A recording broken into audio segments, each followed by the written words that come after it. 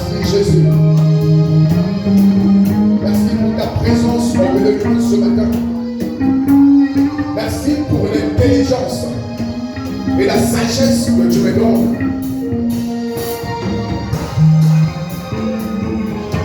Je te bénis. Je bénis le Dieu de mon Père.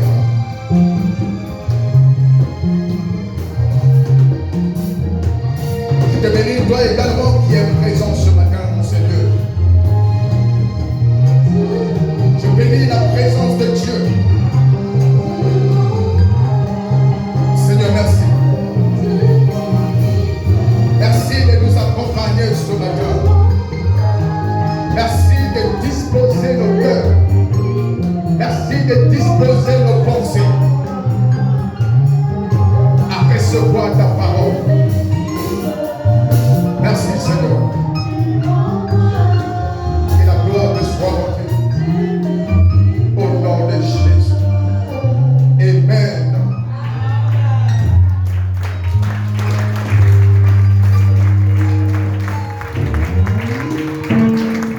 Je veux que tu t'asseyes un instant dans sa présence.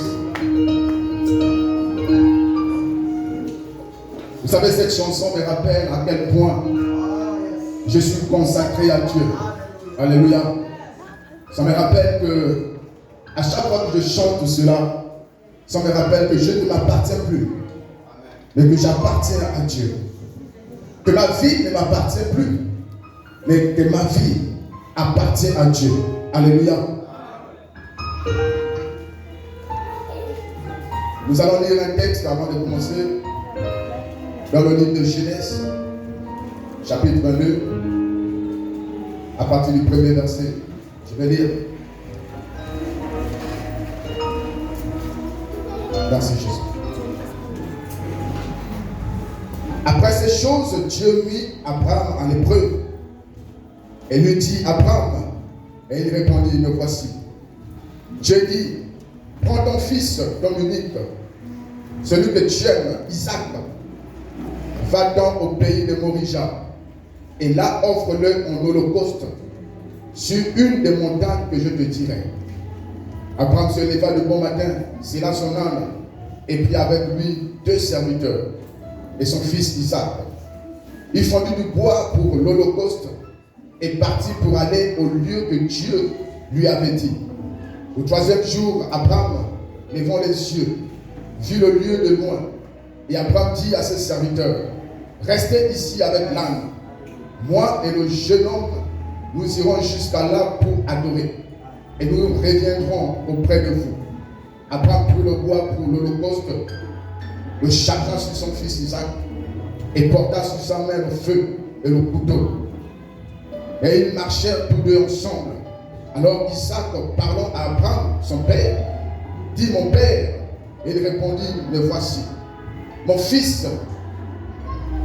Isaac reprit: Voici le feu et le bois, mais où est l'agneau pour l'holocauste? Abraham répondit: Mon fils, Dieu se pourvoira lui-même de l'agneau pour l'holocauste. Et ils marchèrent tous deux ensemble. Lorsqu'ils furent arrivés au lieu que Dieu lui avait dit, Abraham y leva un autel et rangea le bois. Il lia son fils Isaac et le mit sur l'autel par-dessus le bois. Puis Abraham étendit la main et prit le couteau pour égorger son fils. Amen. Amen. Vous pouvez vous asseoir. Dans l'Ancien Testament, les sacrifices étaient réguliers. Vous allez constater qu'à chaque fois qu'il y avait un événement en Israël, les sacrificateurs, les hommes de Dieu, montaient un autel pour offrir des sacrifices. Alléluia. Et le sacrifice humain en Israël était interdit. Et c'est l'animal qu'on offrait sur l'autel pour en rendre hommage à Dieu. Le sacrifice dans l'Ancien Testament était une offrande qu'on offrait à Dieu. Alléluia. Le peuple d'Israël avait compris le sacrifice. Le sacrifice qui était en lien avec leur culture. Le sacrifice était en lien avec leur culture. Voilà pourquoi ils offraient des sacrifices à tout moment. Parce que c'était une culture pour eux. Est-ce que quelqu'un me comprend? Ils avaient compris l'importance du sacrifice, l'importance de l'Holocauste. Lorsque vous allez lire la Bible, l'Ancien Testament, vous allez constater qu'ils pratiquaient 3 types d'offrandes. Alléluia. Ils pratiquaient 3 types d'offrandes. En lisant l'Ancien Testament, vous allez comprendre cela. Le premier sacrifice était le sacrifice de communion, qui était un sacrifice partagé. Alléluia. C'est-à-dire qu'une partie de l'animal était offerte à la divinité. Et une autre partie était offerte au prêtre, celui qui présidait le sacerdoce.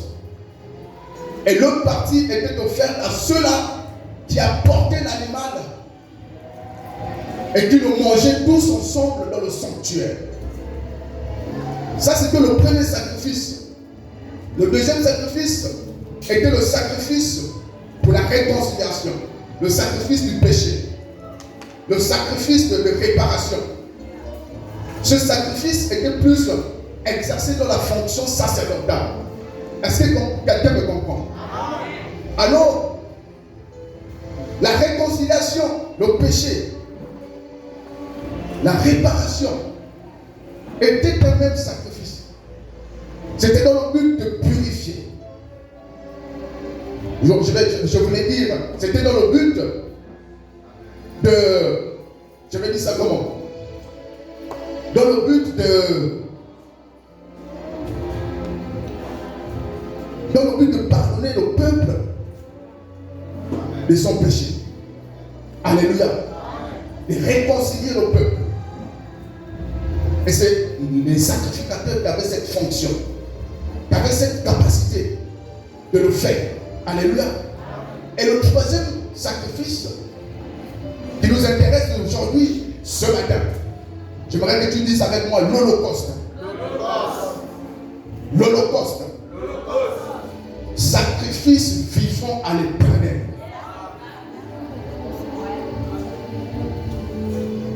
Est-ce que quelqu'un me comprend? Sacrifice vivant à l'Éternel. L'Holocauste. Il était différent des autres sacrifices. Des 2 sacrifices que je vous ai cités. L'Holocauste, on offre tout l'animal à Dieu. On ne le partage pas.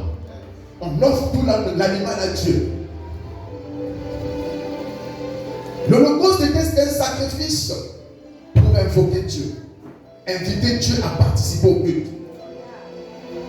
Et la Bible déclare que là où vous faites un sacrifice, je viendrai pour vous bénir. Alléluia. Là où vous faites un sacrifice, je viendrai et je vous bénirai.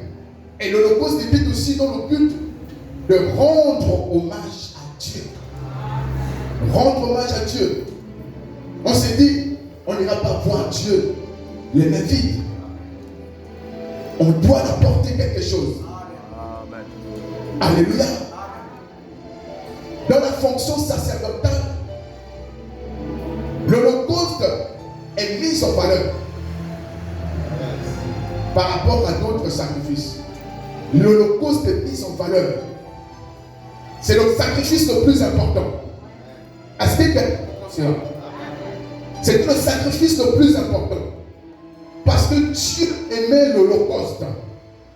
Il savait que cette offrande ne devait pas être partagée. Lui seul devait le consumer. Lui seul devait le manger.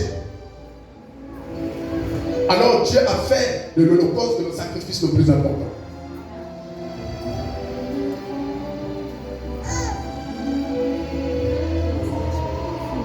Voilà pourquoi vous allez lire, je vous ai lu le livre de Genèse, au chapitre 22, du verset 3 à 10. Ce qui m'intéresse dans cette histoire, ce n'est pas C'est Abraham et son fils. Abraham t'avait tant aimé, t'avait tant voulu un enfant. Abraham t'avait chéri, prié Dieu pour que Dieu lui donne un enfant. Mais il savait qu'il devait l'offrir en holocauste. Il devait donner son fils en sacrifice. Amen. Cette histoire, ce n'est pas seulement Abraham, mais Isaac, qui était l'holocauste, le sacrifice vivant.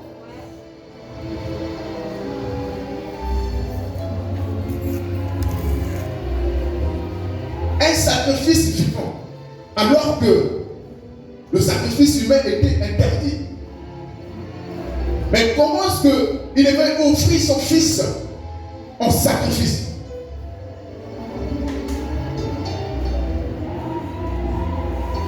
Isaac, parlant à Abraham, il dit à son père qu'il y a le feu, il y a le bois.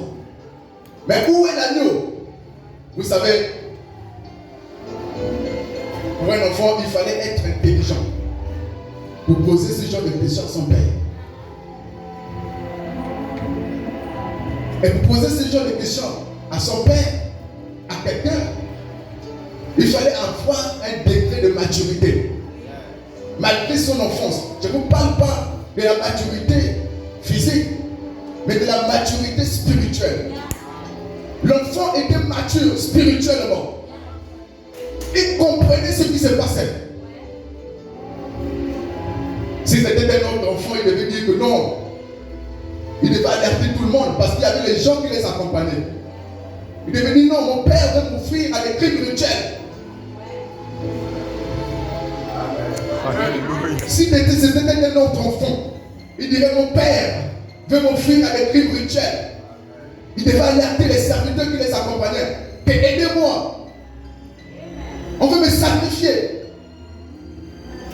Mais Isaac avait compris, malgré son jeune âge, il avait compris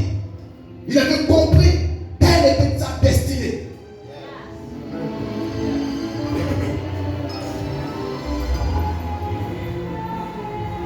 Abraham, qui avait tant chéri son fils, qui aimait son fils plus que tout,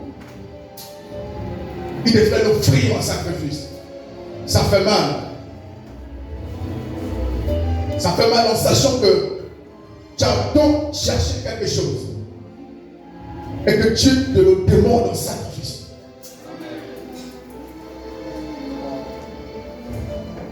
Tu vas dire que non, Dieu était menteur. Alors pourquoi est-ce qu'il m'a donné cela?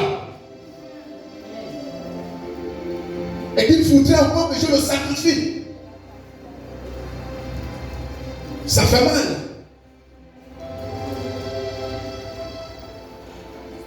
Isaac savait qu'il était l'enfant de la destinée. Et qu'il fallait qu'il passe par là. Cet enfant était sage. Il ne savait pas que Dieu devait susciter un agneau. Mais il était prêt à se laisser sacrifier. Il était prêt. Il dit, mon père, vas-y, fais ce que Dieu t'a demandé de faire. Je suis prêt. Quelle est ma destinée? Fais-le. Mais c'est quelque chose que nous n'arrivons pas à comprendre. Nous qui réagissons selon la chair et non selon l'esprit, c'est quelque chose que nous n'arrivons pas à comprendre.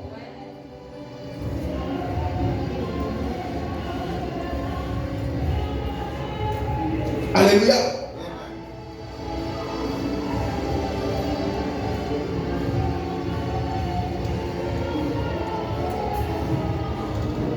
Si c'était un autre enfant, il devait réagir.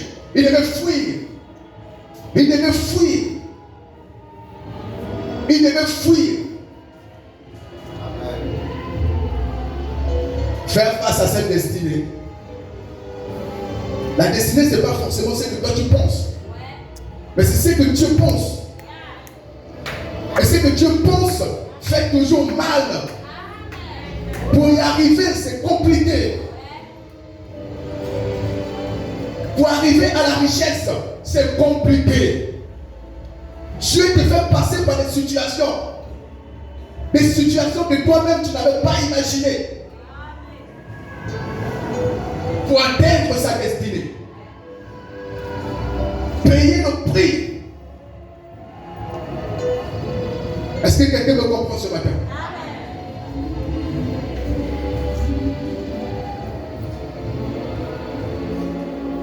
Si c'était de notre enfant, Isaac, si c'était un enfant qui réagissait selon la chair, Isaac aurait tout gaspillé. Parfois, nos parents veulent faire de nous des bons fruits. Mais nous ne le voulons pas. Nous refusons que les parents nous taillent.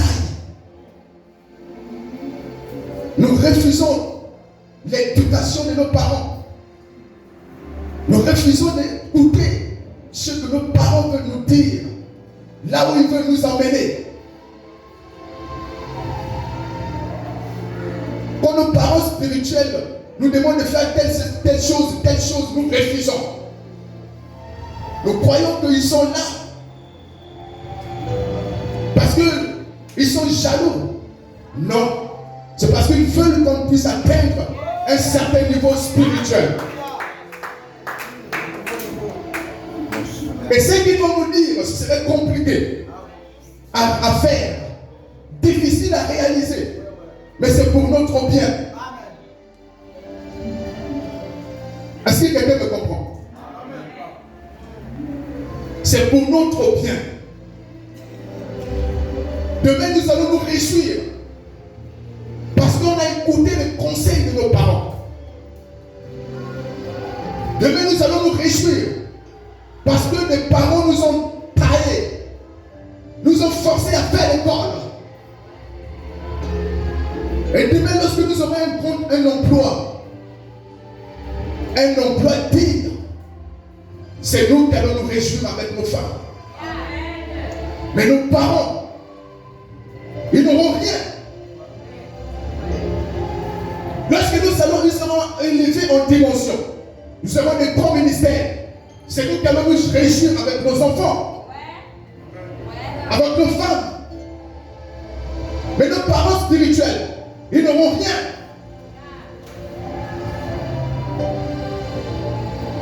Est-ce que quelqu'un me comprend? Nos parents veulent t'offrir en holocauste pour ton bien. Ils veulent t'offrir en holocauste pour ton élévation. Mais tu refuses. Sois comme Isaac.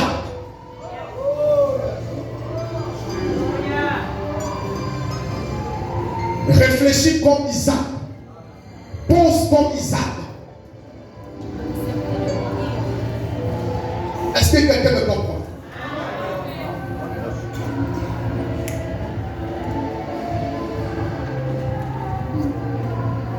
Isaac est dans la préfiguration de Christ.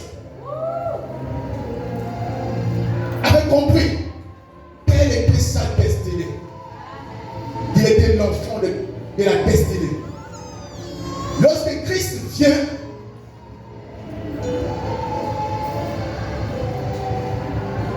Christ a fait face à sa destinée comme Isaac.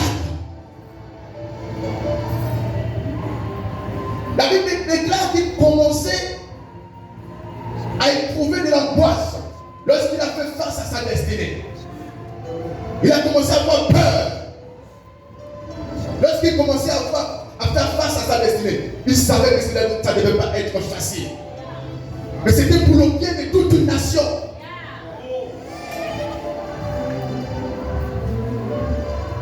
Je vais vous lire cela dans le livre de Matthieu.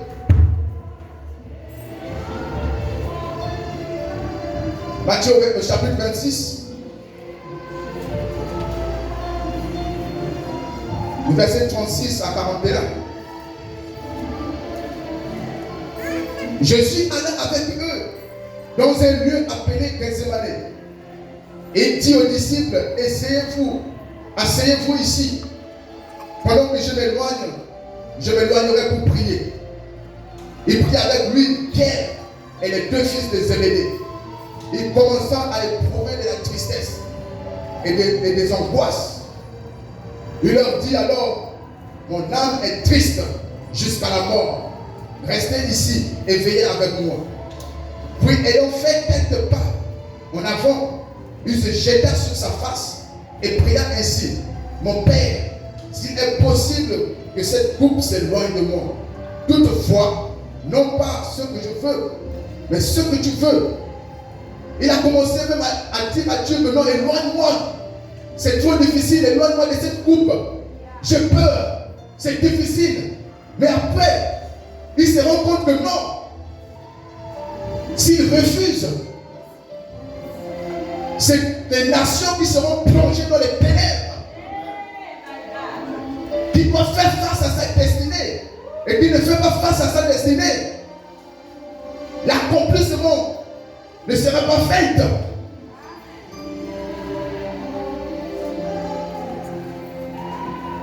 Parfois, on a peur. On a peur. On a peur de se donner soi-même en sacrifice. On a peur. On éprouve de l'angoisse. Je sais que ça fait peur de faire face à sa destinée. Parce que quand tu réalises le chemin par lequel tu vas passer, ce serait difficile. Mais il faudrait passer par là pour atteindre la gloire, pour atteindre ta destinée qui est glorieuse. Tu vas avoir peur. Tu vas réagir comme Jésus a réagi.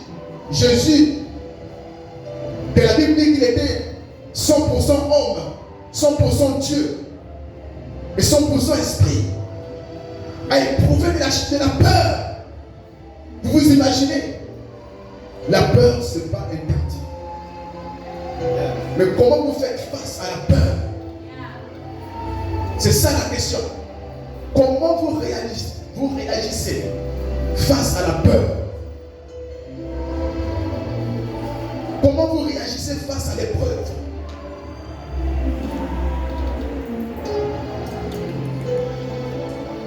C'est ça la question.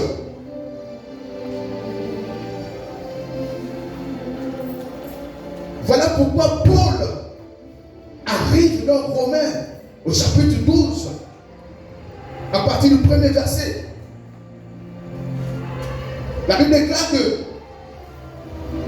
je vous exhorte donc, frères, par les compassions de Dieu, à offrir vos corps comme un sacrifice vivant, saint, agréable à Dieu, ce qui sera de votre part un culte raisonnable à Dieu. Amen.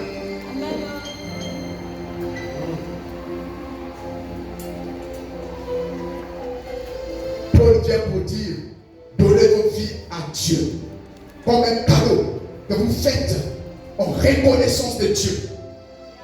Un cadeau que vous faites en reconnaissance à Dieu. C'est ce que Paul voulait dire.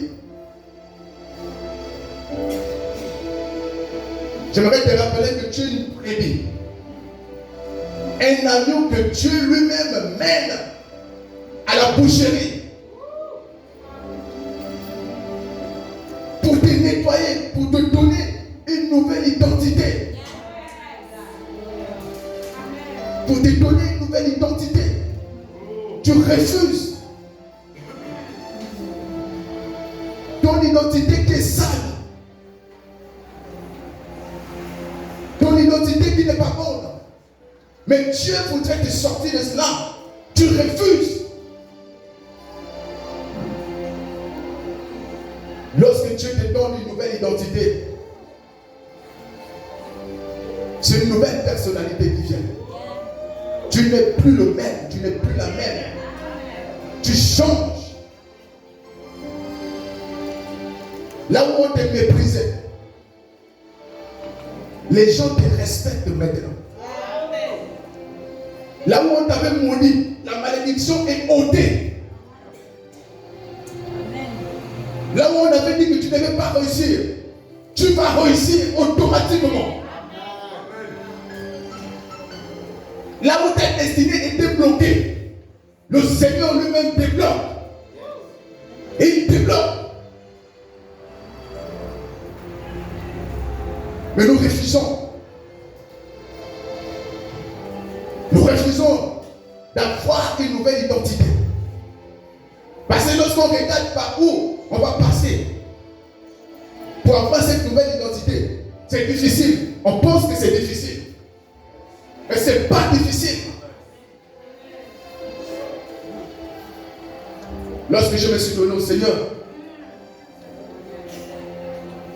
Dieu me montrait déjà ce que je devais perdre en le suivant. Ce que je devais abandonner en le suivant. Moi qui étais un fumeur, un drogué, moi qui étais attaché à la cigarette, pour abandonner ça, c'est difficile. À la drogue, pour abandonner ça, c'est difficile. Mais il faudrait que Dieu me donne une nouvelle identité. Et si Dieu me donne une nouvelle identité, je dois abandonner cela.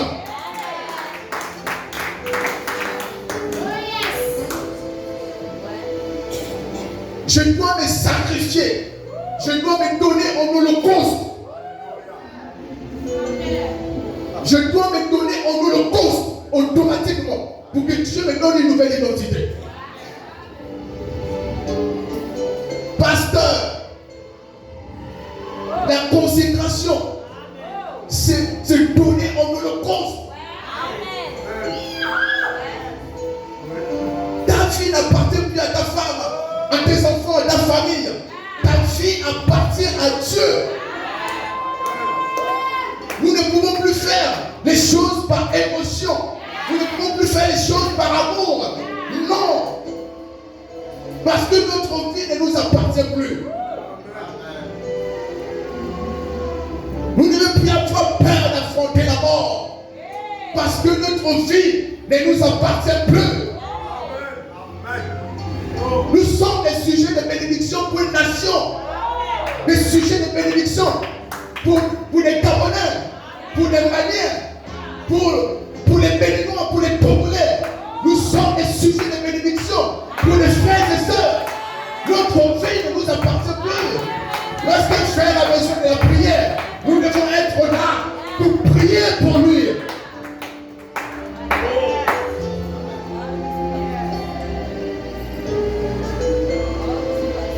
C'est cela, c'est que Dieu veut de nous. Chers frères et sœurs, la décision que Dieu prendra va changer ta destinée. Va changer ta destinée. Va changer ta personnalité. Se donner soi-même en sacrifice, en holocauste, donne-toi entièrement. Dieu voudrait que tu te donnes entièrement en sacrifice, que tu te donnes entièrement en holocauste de tes pensées, ton cœur, que tu te donnes ton esprit, ton âme, ta chair, que tu te donnes entièrement en holocauste. Il ne veut pas partager cela avec quelqu'un.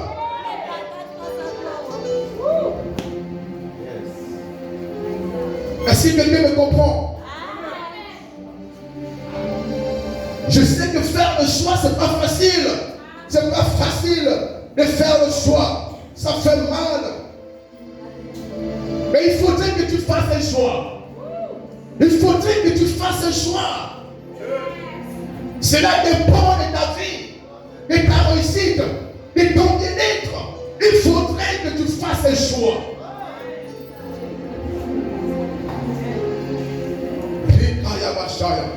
Bien-aimé, il faudrait que tu fasses un choix. Pense à cela. Pense à cela.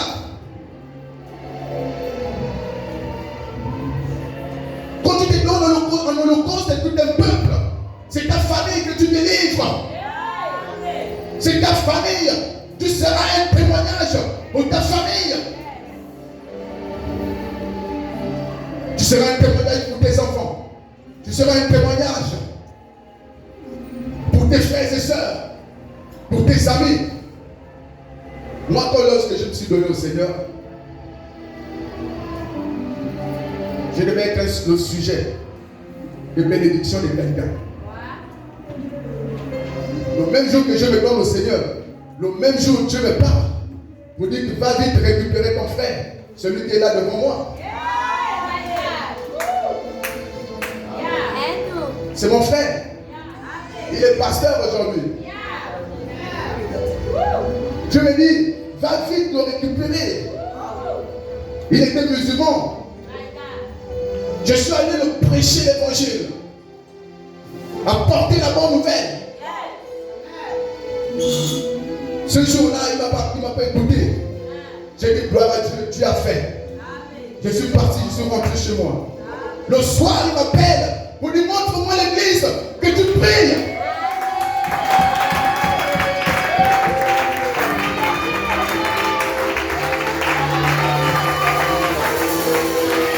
Lui-même, il est là. Il est là. Il peut témoigner. Le soir, il m'appelle pour lui montre-moi là où tu pries. Vous avez vos buts, c'est quel jour?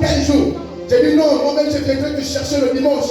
Parce qu'il avait encore peur de venir. J'ai dit moi-même j'ai fait te chercher.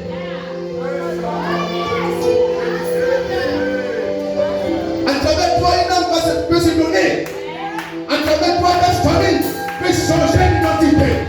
À travers toi, un frère, un collègue peut se donner au Seigneur. Parce que tu as pris la décision de te donner en sacrifice, en holocauste vivant. Tu as pris la décision. Tu regardes ta famille souffrir. Il n'y a pas de mariage, il n'y a rien. Mais tu regardes ça comme ça. C'est pas normal. Alors que si tu prends la décision, tu pourras sortir ta famille de cela. À travers toi, le bonheur peut arriver de ta famille. À travers toi, ta famille qui souffrait, sera élevée dans les nations. Ta famille sera respectée à travers toi à cause d'une prise de décision.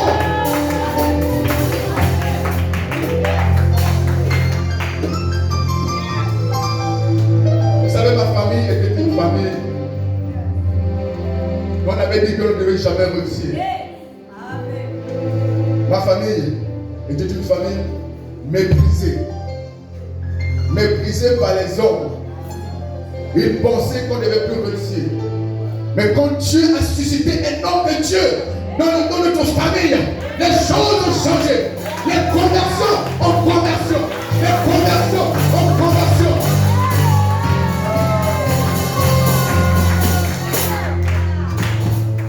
Mon père spirituel qui est là, c'est d'abord mon oncle maternel, biologique.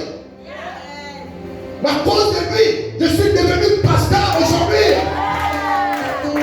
À cause des prières qu'il faisait chaque nuit. À cause de sa consécration à l'Éternel, notre famille est sortie de l'eau.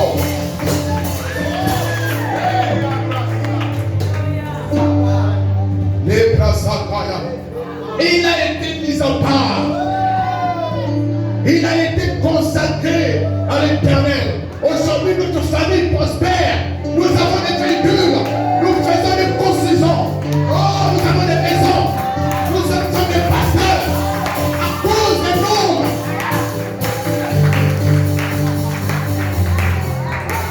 Vous savez que c'est avec un homme de Dieu dans la famille, c'est une bénédiction. Même si tu n'es pas homme de Dieu, mais le fait que tu as donné ta vie à Jésus, c'est une bénédiction dans la famille. Tu es un exemple pour beaucoup.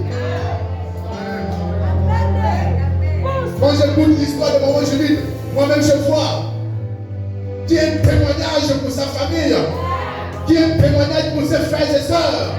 Maman Julie, qui est un témoignage pour sa famille, elle est respectée. Là où elle passe, elle est respectée. Mais parce qu'un jour, elle a pris la décision.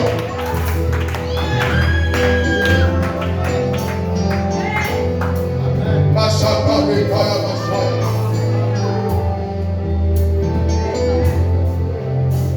cause de toi, quelqu'un sera sauvé. Quelqu'un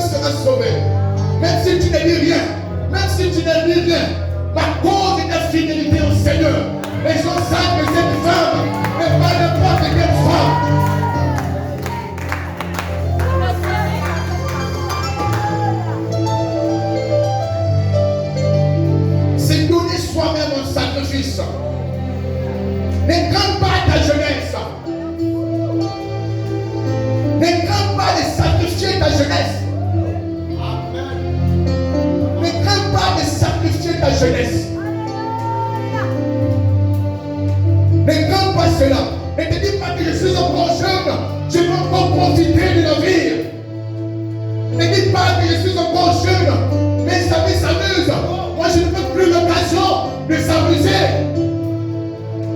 Ne dis pas que mes amis sont dans les boîtes de nuit alors que je suis encore jeune, que nous la vie dans le Seigneur est un blocage. Non, ce n'est pas un blocage, c'est une bénédiction. Ne crains pas ta jeunesse. Ne crains pas. Tu ramèneras à cause de toi. Tu ramèneras les jeunes à servir Dieu, à se donner à Dieu. Tu ramèneras les jeunes à se soumettre à la volonté de Dieu. Des jeunes de feu, des jeunes de feu, des jeunes de feu, des jeunes de feu, des jeunes qui vont dénouer toute une nation à cause de leur consécration. Des jeunes, l'esprit, des jeunes qui vont réagir selon l'esprit et non selon la chair. Des jeunes qui vont se lever dans une nation et qui vont délivrer tout un peuple, tout un peuple. Oh, ils savent, et dans la prédestination de Christ a changé son cours. Oh, la destinée de Abraham à cause parce qu'il s'est laissé faire. Il a pris la décision.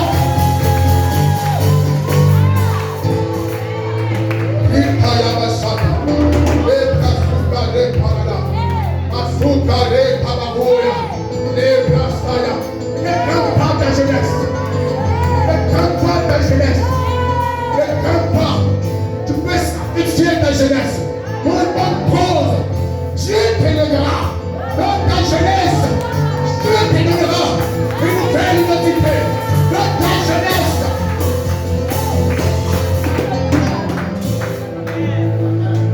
J'ai sacrifié ma jeunesse. Je suis encore jeune. Ne suis même pas la barbe que j'ai. Ne suis même pas l'identité que j'ai. Ça, c'est l'onction qui me donne la maturité d'esprit. C'est l'onction qui me donne, qui fait que je suis mature. Mais je suis jeune. Je suis encore jeune comme vous. Je ne peux pas, lorsque Dieu me met face à une situation, je prêche l'évangile.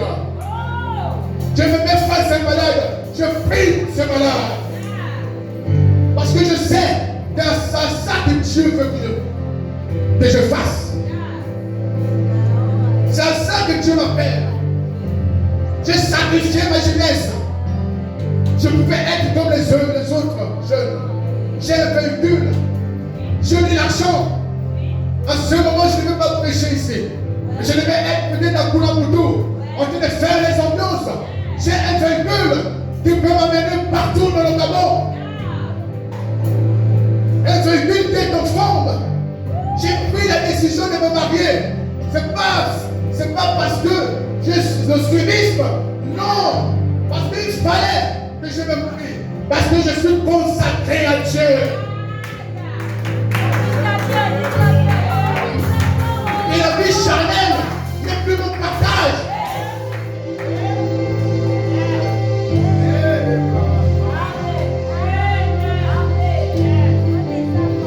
Ne crains pas ta jeunesse. Ne crains pas ta jeunesse, père. Ne crains pas ta jeunesse. C'est un instrument que Dieu va utiliser pour les jeunes à l'université. C'est un instrument que Dieu va utiliser parce que tu es jeune. Et le jeune, la Bible déclare que jeune, soyez forts. Vous avez de la vigueur. Vous avez de la vigueur. Vous avez de la force. Et grâce à notre Père est déjà vieux. Je ne parle pas de la vieillesse d'âge. Mais la vieillesse doit se reposer. Parce qu'il a des fils. Il a des enfants. Il est en train d'engendrer. Nous devons faire sa gloire. Nous devons faire sa gloire. Nous devons faire sa gloire. Papa, ne décrète pas. Les choses arriveront. Nous serons une gloire pour toi. s'élever en dimension. Et l'onction que tu as déversée sur nous n'ira pas en vain. Ça n'ira pas en vain. Le temps de Dieu arrivera. Le temps de Dieu arrivera. Nous pensons à cela. Nous pensons à l'onction qui est sur nous, le manteau que tu as mis sur nous. Nous pensons à cela. Lorsque nous dormons et nous nous réveillons, nous avons toujours cette pensée que nous devons faire la fierté de notre Père.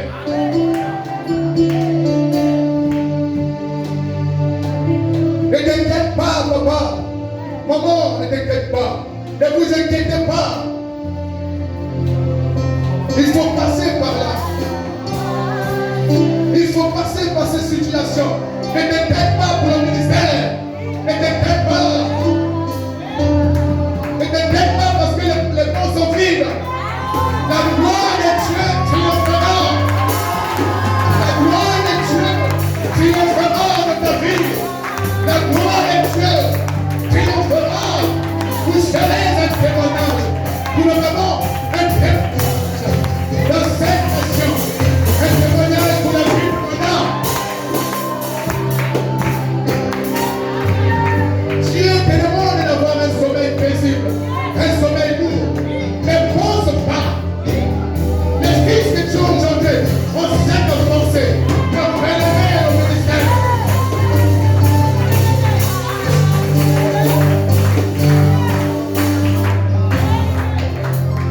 Laissez les gens vous mépriser.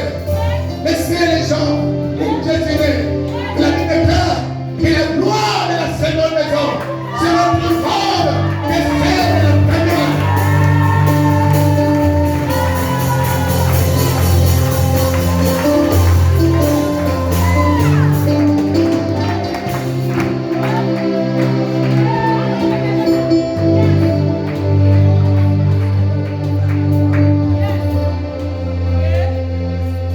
Parfois, il peut y avoir des conversions sans douleur.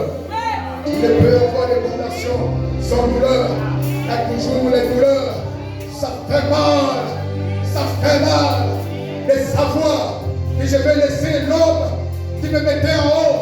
L'homme qui faisait que je suis épanoui. Mais c'est un épanouissement vain. Un épanouissement de la chair. Un épanouissement qui n'aboutira à rien. Sors de cette relation. Sors de là. Ça ne fera que te regarder. Ça ne fera que te regarder. Tu dis, oh Seigneur, le travail c'est pas toi qui me l'as donné. Mais comment se fait-il que tu me demandes de l'abandonner et de suivre? Non, la gloire de la seconde maison sera plus grande que celle de la première. Ce travail ne te mènera pas dans le hauteur, mais le travail que Dieu te donnera te mènera à ta destinée. Tu te dis, Seigneur, j'ai fait les études, j'ai les diplômes, même plus simple, j'ai le doctorat. Mais comment se fait-il que tu me demandes d'abandonner le diplôme et d'exprimer? Non, Dieu te demande d'investir tes diplômes pour le suivre, investir ton diplôme dans le ministère. Il te donnera une nouvelle identité.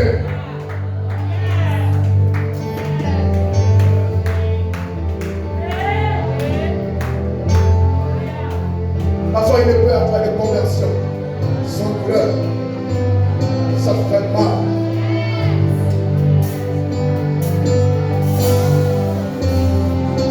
Quand il comptait sur quelque chose, Dieu te demande de le laisser. Ça fait mal. On n'arrive pas à supporter cela. Et tu réfléchis. 2 ans passent, 3 ans passent, 4 ans passent, 5 ans passent, et tu es en train de vieillir. Ce que Dieu te demande de faire, tu ne veux pas le faire. Et tu te forces encore et encore. Tu te forces dans les ténèbres. Alors que la lumière fait jaillir. La lumière est prête à jaillir dans ta vie. La chose, une prise de décision.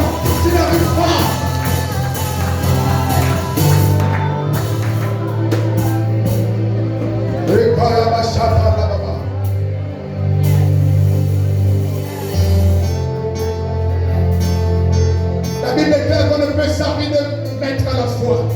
On ne peut servir de maître à la fois. Il y a un que tu m'arrives et l'autre que tu aimeras le plus. On ne peut servir de maître à la fois. Tu ne peux aimer maman et Dieu. Non, c'est impossible. Tu dois choisir. Mais je te demande de choisir la vie. Jésus-Christ de Nazareth. La vie. Jésus-Christ de Nazareth. Jésus-Christ de Nazareth. La Bible déclare que les choses anciennes sont passées. Et toutes les choses étaient nouvelles. Lorsque tu te donnes au Seigneur.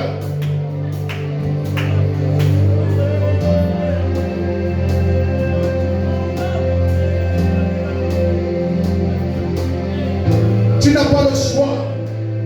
Tu n'as pas le choix de te donner ta vie à Jésus. Si tu n'étais pas encore convaincu de ta vie chrétienne, c'est maintenant, frère, soeur, c'est maintenant. Le Gabon a besoin de toi. C'est maintenant de sacrifier ta jeunesse. C'est maintenant. Tu seras un sujet de bénédiction pour quelqu'un. Tu seras un sujet de bénédiction pour les nations. Oh, toi, chante, fais le bien, consacre-toi, afin de bien faire la louange et l'adoration. La Bible déclare que tu sièges au milieu de la louange et l'adoration. Alors c'est un ministère puissant, un ministère où Dieu lui-même, il est aussi. Alors frère, sœur, fais-le bien avec amour, fais-le bien, consacre-toi, offre-toi en holocauste, tu seras élevé en dimension. Offre-toi en holocauste pour la musique, offre-toi en holocauste pour l'adoration.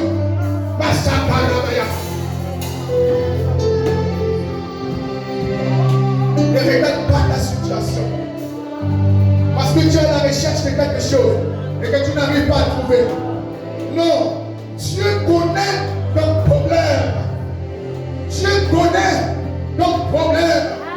Il veut que tu le sers d'abord. D'abord lui. Parce qu'il ne veut pas te partager. Dieu nous le pose. Et Dieu ne partage pas le poste. Dieu ne donne pas le poste à un sacrificateur. Dieu ne donne pas le poste à un homme. Le poste c'est pour Dieu.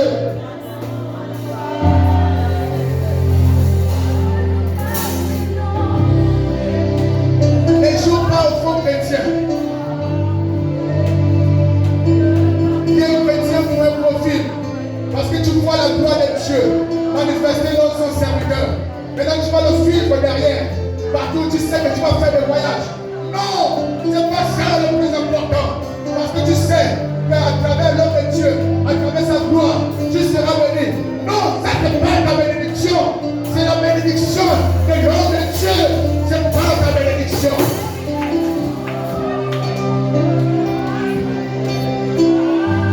Si tu as une fausse identité, c'est maintenant. Et régler cette identité. Et que Dieu te donne une nouvelle identité. Et tu abandonnes cette fausse identité que tu as. Et que tu refais une nouvelle identité.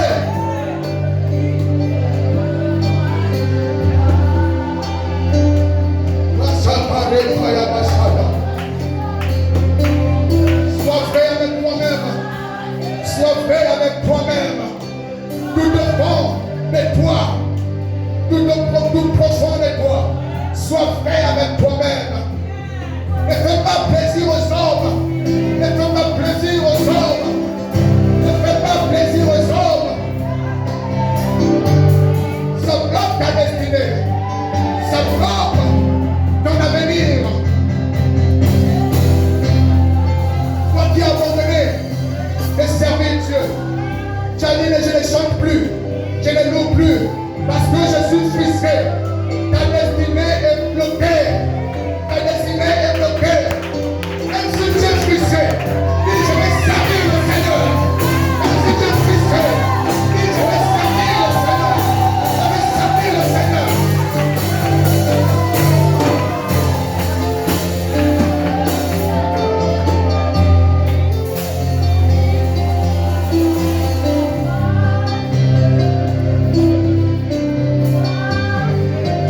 Marchez au chapitre 2, verset 9. La gloire de la seconde maison serait plus grande que celle de la première. La gloire de la seconde maison sera plus grande que celle de la première. Tu as perdu l'emploi, Dieu te donnerait un nouvel emploi. Tu as perdu la santé, Dieu te redonnerait la santé, une santé plus que cela. La santé que tu avais plus que celle que tu avais.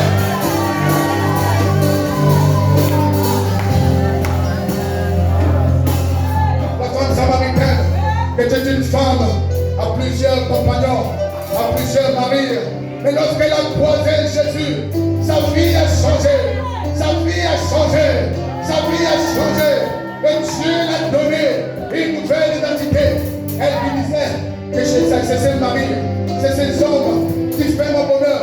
Non, Dieu, Jésus-Christ de Nazareth, lui a dit c'est pas eux qui font ton bonheur. Non, non, c'est pas eux qui font ton bonheur. C'est pas le copain que tu as qui fait ton bonheur. C'est pas le travail que tu as qui fait ton bonheur. C'est pas les finances que tu as qui fait ton bonheur. C'est pas les diplômes que tu as qui fait ton bonheur. Une bénédiction spirituelle, d'accord. Une bénédiction spirituelle, d'accord. Une bénédiction spirituelle. Au-dessus de ce que tu as, d'accord, maintenant. Il faut tout simplement prendre la décision. La décision de suivre Jésus. De suivre Jésus. De suivre Jésus-Christ de Nazareth.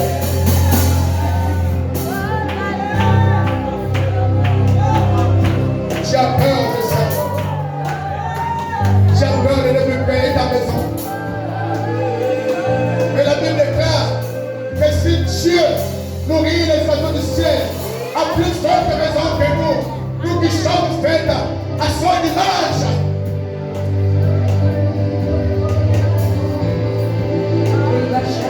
J'ai peur, je sais. J'ai peur de perdre ta jeunesse.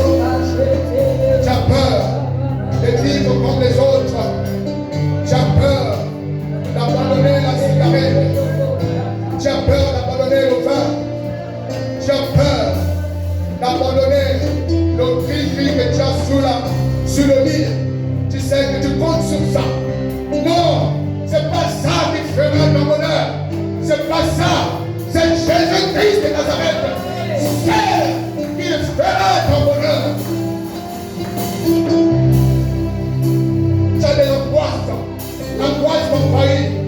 L'angoisse t'envahit. Mais Jésus a fait face aussi à l'angoisse. Il a eu peur parce qu'il devait affronter. Il devait affronter les situations chaotiques. Et puis il devait le sortir de la souffrance. Il devait le sortir de la souffrance.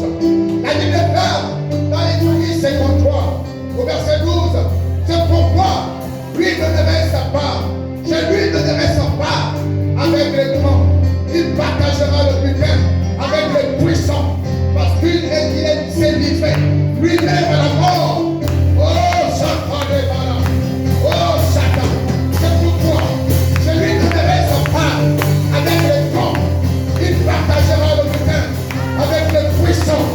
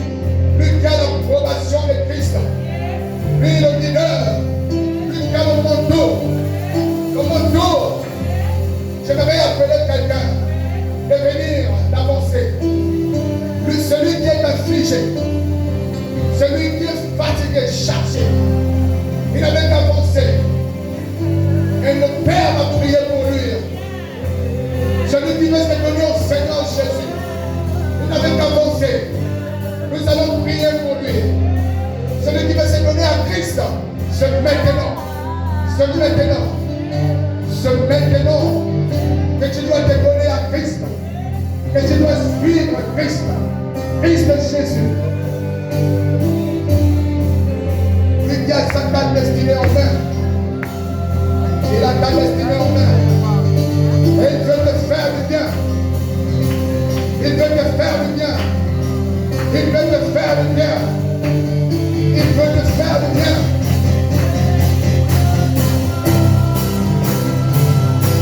N'écrase pas ta jeunesse. N'écrase pas ta jeunesse. N'écrase pas ta jeunesse. N'écrase pas ce que tu as.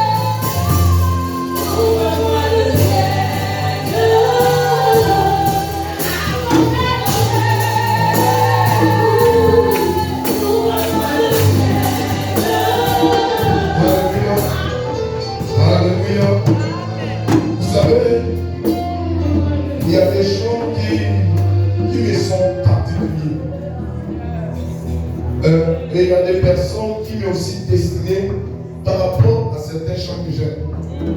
C'est par rapport à la voix, ce n'est pas à cause du fait que vous savez chanter.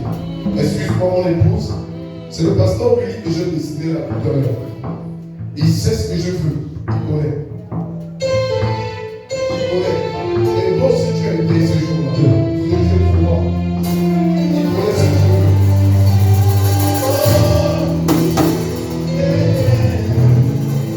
Excusez-moi, je vais rentrer dans la gloire de Dieu.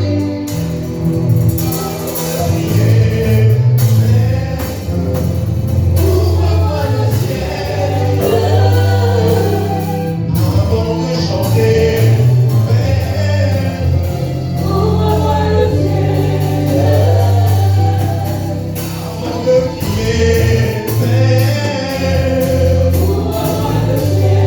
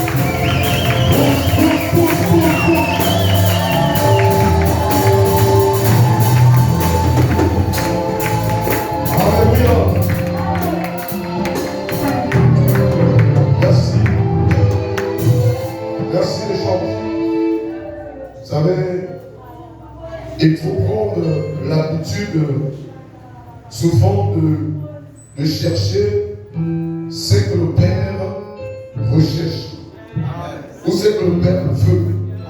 Est-ce que vous comprenez? Vous savez, il y a des portes qui s'ouvrent lorsque l'enfant a trouvé exactement ce que le Père cherche. Alléluia. Oui. Le ciel de l'enfant s'ouvre lorsqu'il a trouvé ce que le Père cherche. Alléluia. Oui. Parce que le Père a le devoir d'impacter sur l'enfant. C'est le Père qui impacte l'enfant. Et c'est l'enfant qui élève le Père. Est-ce que vous comprenez? Aussi vrai que l'enfant sera impacté, le Père sera élevé. Est-ce que vous comprenez? La Bible dit que le seul homme qui a pu identifier la grandeur de Jean, ce n'était que Jésus-Christ. Est-ce que vous comprenez cela? Jésus-Christ a élevé Jean. A élevé Jean. Il dit dans la parole de Dieu qu'il n'y a pas eu de plus grand prophète que Jean. Il a élevé son papa. Amen. Alléluia. Amen. Alléluia. Amen. Lorsqu'on a posé la question, il dit même chercher qui? Vous me posez la question sur Élie. Mais Élie est venu, vous avez rejeté. Mon père est venu, vous l'avez rejeté. Qu'est-ce que vous cherchez? Et si je vous disais que c'est lui que vous avez rejeté, Jean-Baptiste. Alléluia. Amen. Voici pourquoi c'est Jésus, sur la croix, il a crié Élie, Élie. En effet, il n'a pas dit Jean-Jean, il a dit Élie, Élie, à Massaba, Kari. Mon père, pourquoi tu m'as emmené? Or, Jean, c'est celui qui est venu avec l'option d'Élie. Voici pourquoi c'est à la transfiguration. Il avait là Élie. Oh, je bénis Dieu pour ce matin. Alléluia. Jean a démontré à plus béni. Voici Dieu. Voici. Et Jésus avec moi. Il a élevé. Jean a impacté Jésus sur les eaux du Jourdain. Le Jourdain. Le Jourdain. Le Jourdain. Le Jourdain. Dites avec moi le Jourdain. Le Jourdain. Le Jourdain. Jean a impacté Jésus. Mais Jésus a élevé Jean.